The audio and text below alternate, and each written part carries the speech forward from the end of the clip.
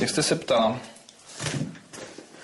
co namazat? Ono není tak ani problém, to jestli je to stužený tuk nebo živočišný tuk a tak dále, ale problém je obsah transmastných kyselin. To jsou kyseliny, které se v některých živočišných tucích přirozeně v malém množství vyskytují, ale ve velké míře vznikají při stužování tuku, při používání takových těch starých technologií na stužování. Takže v těch hardcore tvrdých tucích, tak když se mě podíváte, jsou to prostě takový ty, tak tam je toho nejvíc. A ty se právě používají do těch levných kuchyní, ale používají se třeba na přípravu chipsů, náplní do sušenek, cože?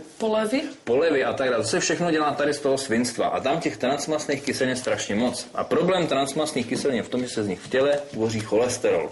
U těch moderních margarínů se používá trošku jiný způsob výroby a vlastně tvoří se těch transmastných kyselin podstatně méně. Transizomery mastných kyselin pod půl gramu na 100 gramů a dokonce i pod půl gramu na 10 gramů.